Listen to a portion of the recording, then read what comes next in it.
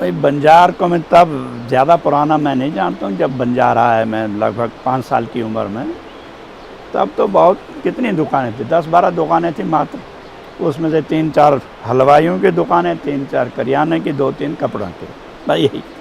और कच्चे मटेरियल की दुकानें थी, मकान जो भी, बस इतना ही।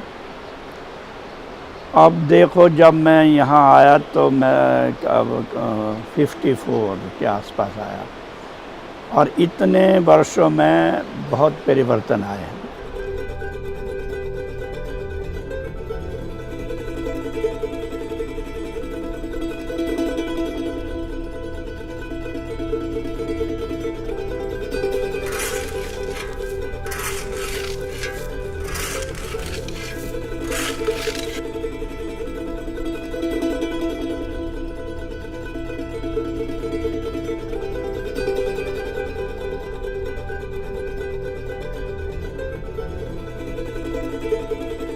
तो ऊपर का जो बाज़ार था उसमें पुरानी लकड़ की बिल्डिंगें, जब झूलाधार से नीचे उतरते थे हम तो वो ऐसा लगता था कि पुराने लकड़ के ढारे हैं।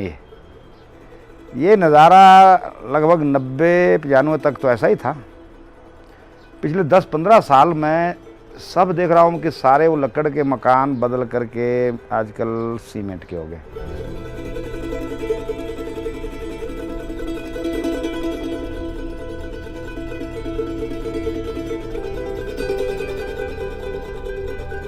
यहाँ का तहसील हेडक्वार्टर, सब डिवीज़न ऑफिस बहुत अच्छे बने हुए थे। 1905 से पहले की बिल्डिंग्स थी, वो हेरिटेज बिल्डिंग्स थी। उनको तोड़ के अब आजकल 5-5 मंजिला बड़े बड़े स्ट्रक्चर खड़े कर दिए वहाँ। और बंजार का जो फैलाव है वो इतना तेज़ी से हुआ कि इतने सालों में, क्योंकि मैं जानता हूँ कि 80 में हमारे लोकल जो है सराज के रहने वाले बंजार में, इस बाज़ार में 5-7 परिवार थे। कुछ पैसा भी आ गया है। पहले कैश क्रॉप के नाम पर सिर्फ आलू की खेती होती थी। आलू कितना, ज़मीन की कमी थी, लेकिन थोड़ा सा कैश के रूप में आलू या घी बेचते थे। लाहौल के लोग यहाँ आते थे ऊन बेचने, फिर लोग ऊन खरीदते थे उधार में। बाद में जब कैश क्रॉप आई तो फिर कैश चुकाया या फिर घी बेचा। 88 में फिर लोगों ने ज़मीनें लेनी शुरू कर दी ना, गांव के लोग आ गए। कुछ पैसा भी हो गया, कुछ ये सेल वगैरह से जो कुछ पैसा हो गया, फिर बाज़ारों में जो है लेनी शुरू कर दी। और पैसा अब इन्वेस्ट कहाँ करें? इन्वेस्टमेंट एक ही मात्र है, वह मकान बनाओ। ज़मीन खरीदो पंजाब में और मकान बनाओ।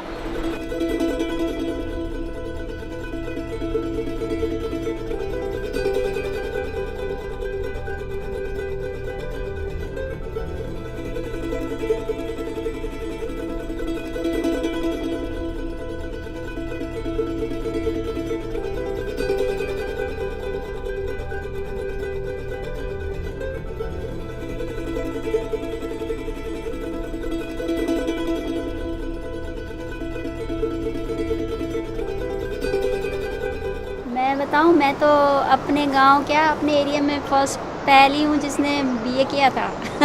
और आज तो लड़कियां क्या, इतनी लड़कियां हैं जो नौकरी कर रही हैं और कहां से कहां पहुंच गई। मैं तो हैरान हूं कि ऐसे कैसे इतनी जल्दी आगे आ गई। उसके बाद में बहुत ज़्यादा आगे नौकरी में हो गई। नौकरी में हो गई है, कोई पुलिस में होती है, कोई फॉरेस्ट गार्ड बन गई है, कोई कुछ करती है, तो कोई स्टडी कर रही है। स्कूल में तो टीचर्स तो इतने महिलाएं हैं।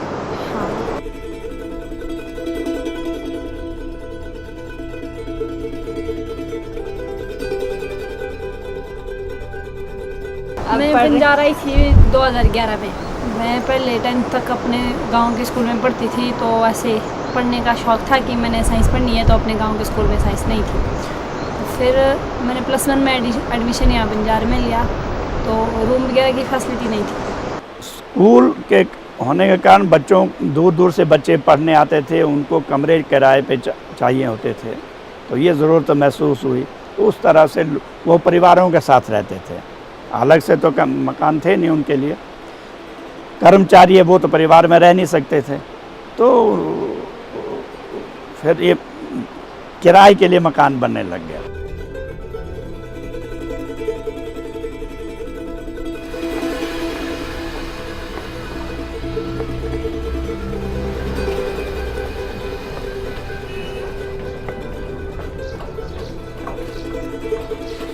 ये सर स्कूल बन रहा है, सरस्वती विद्या मंदिर बन रहा है यहाँ पे, और इसमें सर हमारे 10 लेबर काम कर रही है। अभी तो नहीं, अभी थोड़ा लंच वाला है, अभी 3-4 लगे हैं। और यहाँ से महेंद्र सिंह चौहान जी है, उनका बिल्डिंग बना है। इसको डिज़ाइन मैंने खुद किया सर। और टोटल जैसे इसका हॉल है, कहाँ क्लासरूम है, कहाँ गैलरी है, कहाँ स्टेयर बननी है, कहाँ गेट बनना है, ये सब मैंने खुद डिज़ाइन किया सर। और एक यहाँ साइड पे चला हुआ पुलिस साइड, यहाँ पे पोल दिख रहा है, यहाँ पे साथ में चला हुआ है। और इसी एरिया में 1, 2, 3, 4, 5 साइटें हैं चली हुई है इसी एरिया में सर।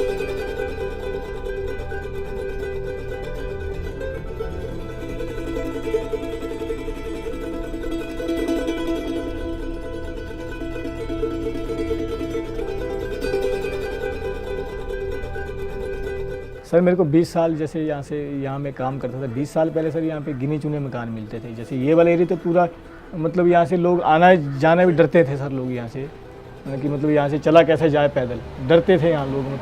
मतलब जंगल ही था। आज की डेट में आप देख रहे हो कि जाने की जगह नहीं है। और मतलब अभी मेरे पास 10 है और 10 मेरे पास पेंडिंग है।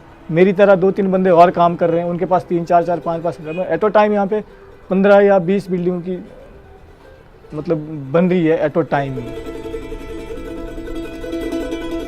इतने सालों में सर मैं टोटल 800 स्लैब डाल चुका हूँ सर।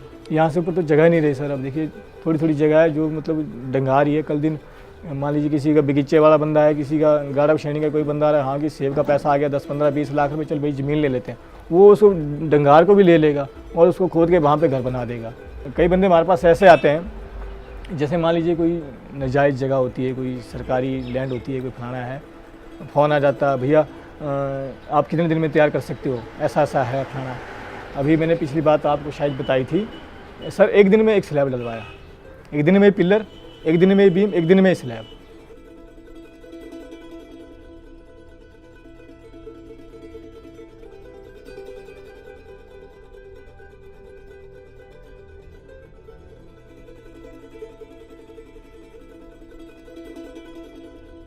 आर्किटेक्ट की जरूरत नहीं पड़ती है सर हमें, उनका भी पैसा बच जाता है। मान लीजिए जैसे आर्किटेक्चर अगर आपका डिज़ाइन लेने का मतलब 10, 15, 20 हज़ार रुपये मांग लेता, वो भी हम कस्टमर को नहीं लेने देते हैं कि मतलब भाई हम खुद करेंगे जो आपको चाहिए। जो आप जैसे आपको पैसे आपसे बोल के मतलब जो आपका आइडिया हम ले लेते हैं कि भाई आप ऐसा चाहते हो, फिर उनको बता देते हैं कि इस तरह से हम बनाएंगे, भाई आपको सेटिस्फाई है, बोला हाँ, उसी तरह से करते हैं सर। अब कई बंदे यहाँ पे ऐसे मान लीजिए उनके पास सच में नहीं होता पैसा, किसी के पास घर भी नहीं होता रहने के लिए, कोई लेबर का काम करता। हालांकि मैंने अपनी लेबर वालों के 8-10 मकान सर मैंने बना के दिए हुए, जो मेरे पास लेबर के काम करते हैं उनको मैंने 8-10 स्लैब मैंने उनके ही डलवाए सर। अभी पीछे जैसे मैंने एक लेबर का स्लैब डाला, थोड़ी सी जगह थी 2 एक बिस्वे, और उसको मैंने सही ढंग से जैसे रेंज रूंज करके जो भी है कम पैसे में सही ढंग का जो बना दिया अपने रहने के लिए, सिर्फ 1 स्लैब डाल के बस सिंपल काम। हाँ, इसके बावजूद अगर ज़्यादा ही कम वाला कोई बंदा होता तो फिर सरिया में थोड़ा हमारे को कम करना पड़ता है। जैसे मान लीजिए आपका फाउंडेशन में हम 16 mm का डाल रहे हैं, वहाँ आप 10 का डालो 1 स्लैब के लिए। उस तरह से थोड़ा सब जगह से कंजूसी करके, जैसे लकड़ी का आता है, फिर लकड़ी भी कहीं से प्रोवाइड करके, जैसे किसी का मकान पट रहा है उसको थोड़ा पैसा दे के वहाँ से थोड़े कागज पत्र बना के वहाँ लकड़ी उसको दिला देते हैं।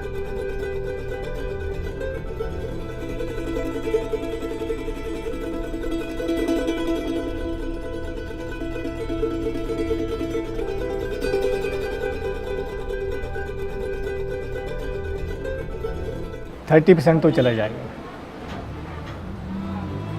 जो ये है ना, जैसे कि 5 मंजिल है कहीं, अभी आप मान लीजिए क्या बोलते हैं, वहाँ शिवलू बाज़ार जाएंगे, शिवलू बाज़ार के नीचे साइड को जो बनी है बिल्डिंग है, सीधी बनी है ना वो। और यहाँ बस स्टैंड के नीचे साइड को 1-2 वो तो ढहने वाली है, क्योंकि वो उसमें वो काफ़ी पहले काम किया था, ईंट पे ही, वो कॉलम नहीं है उसमें कुछ भी, वो भी आधा स्लैब तो ढह गया, वो भी ढह जाएगा। मतलब ऐसा है कि 30% बाश हो जाएगा सर बंजार।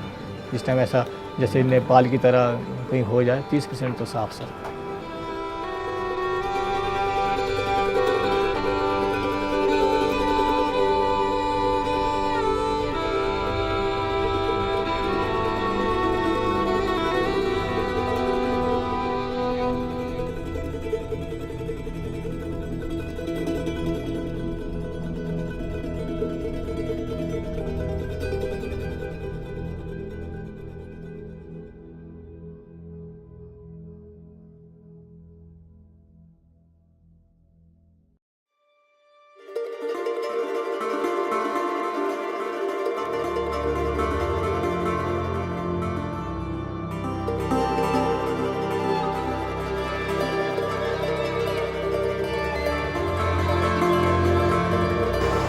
तो ऐसे है, रोड वगैरह निकल रहे हैं हमारे यहाँ गांव में जाने के लिए, तो हमारे को सहूलियत हो गई है जाने की, नहीं तो बैग उठा के जाना पड़ता था अब तो बसों में जा रहे हैं। बाकी सब कुछ मिल रहा है बाज़ार में, पहले सब्जियां नहीं मिलती थी, दालें खाते रहते थे, अब सब्जियां हर उगाते भी हैं और बाज़ार में भी मिल जाती है।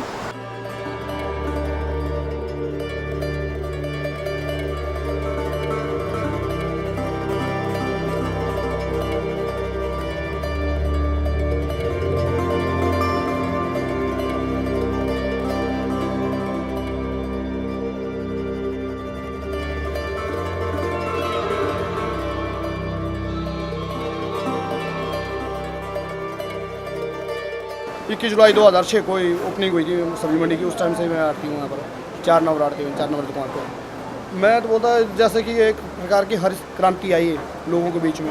जो लोग यानी कि बाज़ार में घूमते थे, कोई खेत में कोई बैली थी, जब से मंडी खुली लोगों ने समझे कि भाई 5 किलो भी हमारा बिक जाएगा। जैसे अभी 60-65 रुपये बिकेगा, 5 किलो माल भी ला के वो भी 300-400 रुपये ले जाता है। मोबाइल से हर जगह का रेट का पता है और हमें बहुत फ़ायदा उस चीज़ का।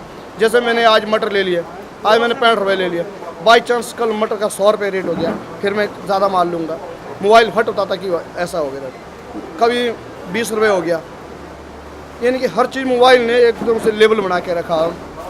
नेशनल का ऐसा ना भी जी, नेशनल से हमारे को बहुत फ़ायदा हो जाएगा। एक तो नेशनल आएगा और गाड़ियाँ चलती रहेगी, मार्केट ऊपर टूरिज़्म चलेगा, बिजनेस हमारा और आगे फैलेगा।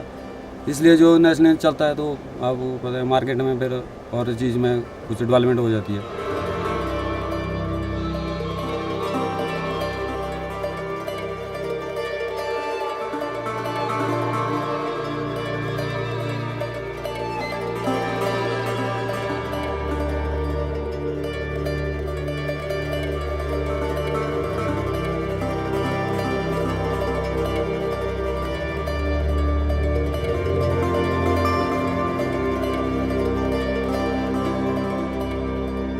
नेशनल हाईवे अभी लगा था ऐसे ही है, इधर से होगा, ये उतरेगा पहाड़ से नीचे जी।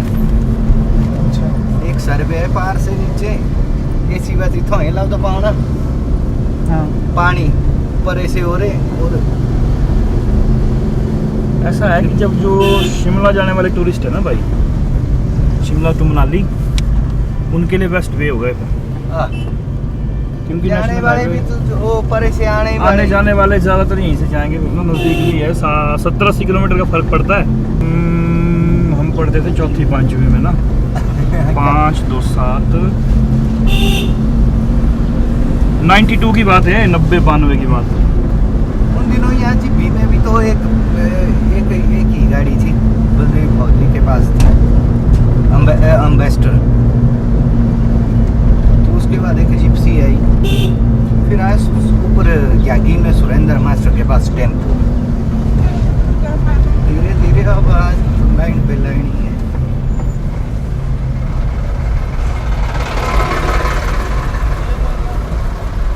रोड को ही अंग्रेजों के ज़माने के और गाड़ियाँ हो गई दुनिया भर की।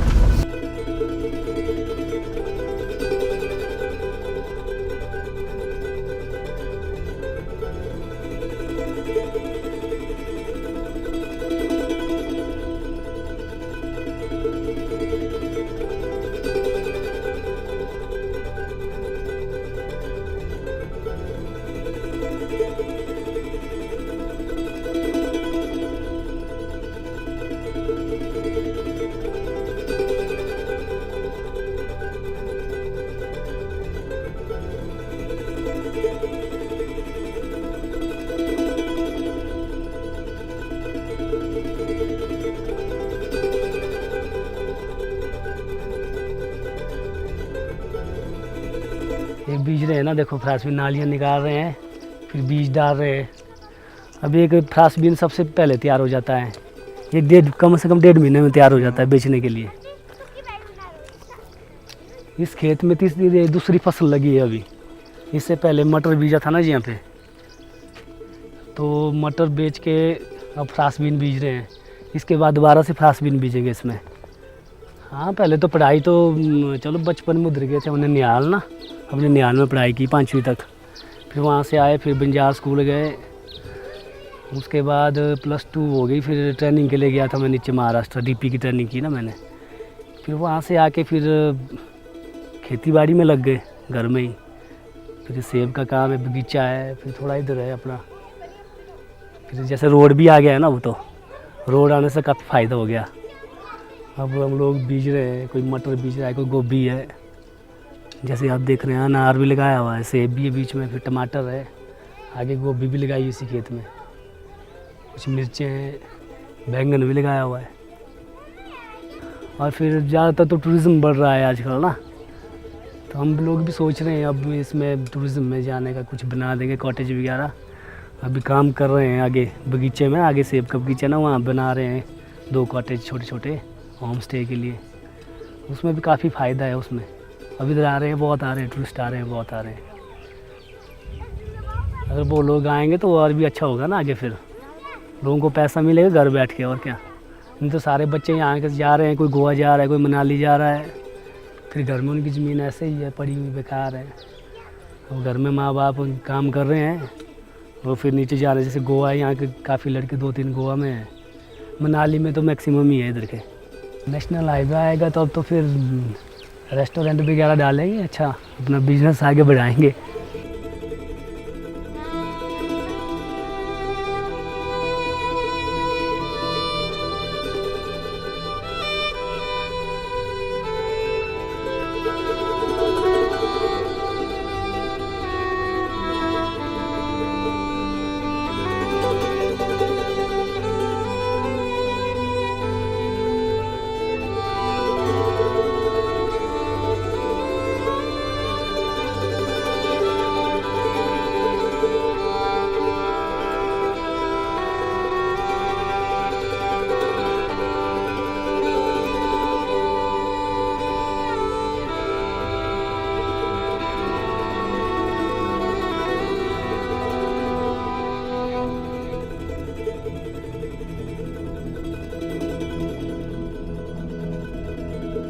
कुछ बदलाव तो गलत है ना, जैसे हमारे गांव के अंदर जो है खाद यूज़ कर रहे हैं।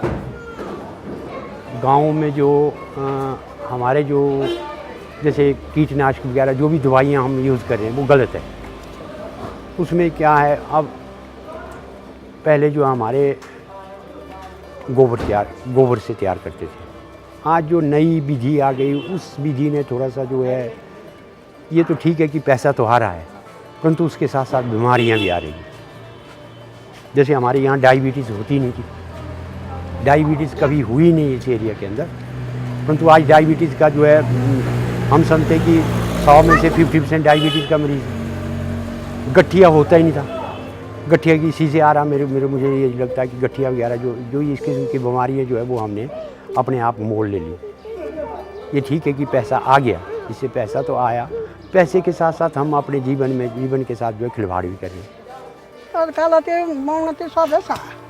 जौ पाउने, गेहूँ पाउने, छली पाउने, भेरा पाउने, कोतरा पाउने, माहा पाउने, के पाउने हामी सबै पाउला।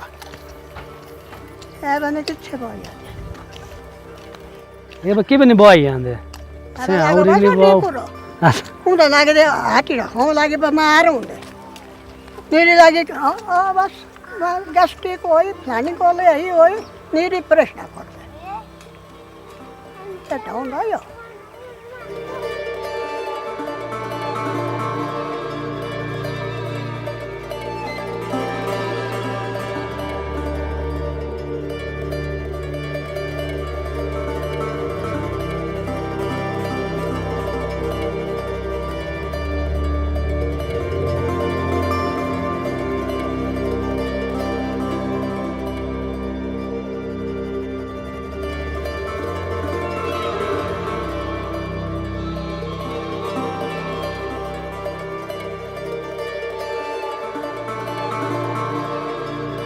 खेती तो बहुत टफ है ना, और दो में कौन करता रहेगा है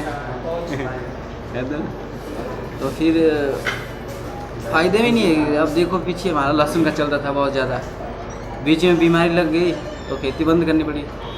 अभी से ये होता है, ओला आ जाए कब आता है पता नहीं, सब बर्बाद जाएगा ना, मेहनत खत्म। अब तो बस यही है, सारे लोग बगीचा बना रहे हैं, कोई भी हो, अनार का, पलम का, नाशपाती हो, सेब ज़्यादा है तो बस बगीचे पर ध्यान दे रहे बंदे। बाकी सोच रहे कि बस हम यही काम करें, बस कोई धंधा हुआ, अपना ठेकेदारी है, फलाना है, रेस्टोरेंट है, टूरिज़्म में है। ये कि हाईवे आ जाए, टूरिस्ट अच्छा आए, मनाली की तरफ बन जाए हमारा पंजाब, बहुत अच्छा।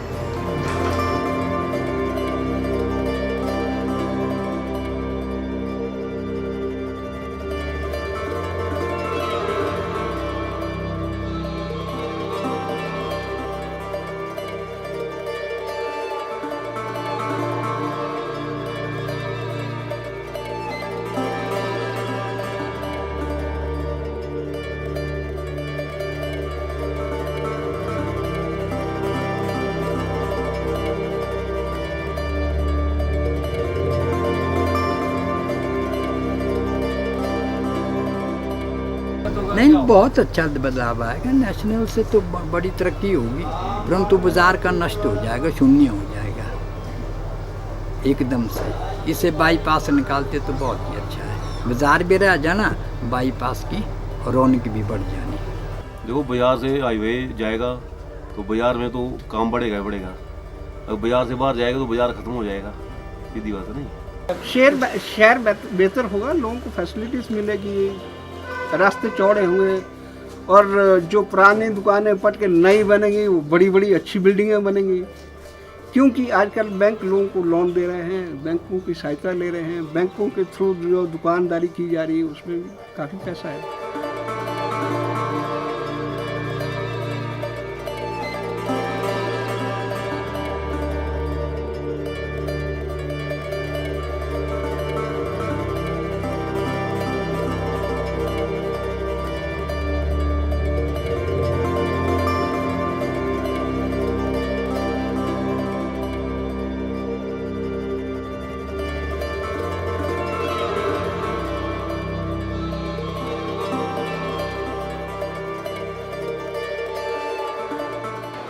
मैं तो डर रहा हूँ कि होगा क्या होगा, इसलिए अगर समय पर हम ये जो वेस्ट मैनेजमेंट नहीं कर पाए, सारा तो खड्ड में जा रहा है, नदी के किनारे ढेर लग रहा है, पॉलीथीन है, क्या करोगे क्या, कोई ये सोच है ही नहीं। अब हाई कोर्ट ने बंद कर दिया कि पॉलीथीन की चीज़ों में सामान नहीं बिकेगा, अब ये सारा सामान तो बिकेगा, आपका नमकीन सारा, हाँ, कुरकुरे आपके क्या चिप्स, सारे तेल आपका उसमें आ रहा है, सारी चीज़ें तो ढेर लग रहा है, तो परिणाम बहुत खराब। दूसरे, चूँकि आबादी बढ़ गई है, अब आपका सीवरेज सिस्टम नहीं है, कुछ ने सेप्टिक टैंक बना रखे हैं, कुछ का सीधे नदी में जा रहा है।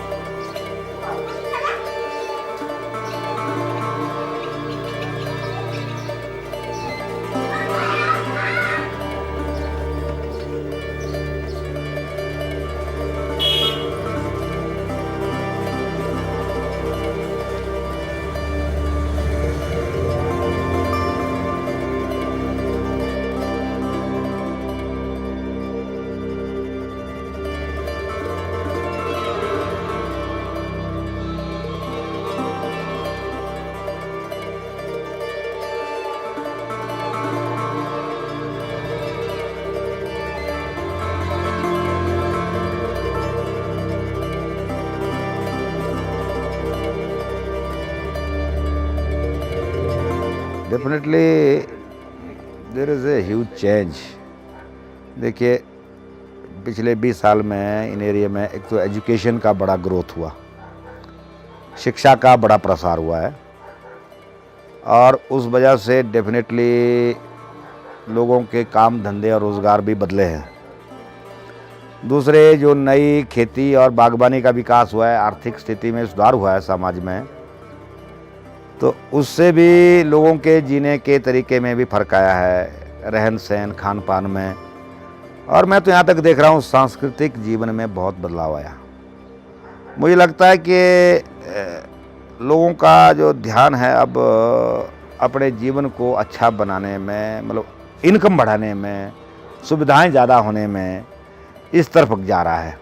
जितना ज़्यादा कंपटीशन हो रहा है और एक इस बुर्जुआ सोसाइटी में जो लग्जरीज फैसिलिटीज़, अपने स्टैंडर्ड को मेंटेन करना, रोज़गार को मेंटेन करना, उसके लिए जो तनाव बढ़ रहे हैं समाज में, आप चाहे कितने पैसे वाले हों, सोसाइटी हैज़ बिकम टेंस।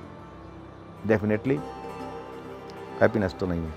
मैं नहीं समझता कि ये चेंज हैप्पीनेस की तरफ जा रहा है।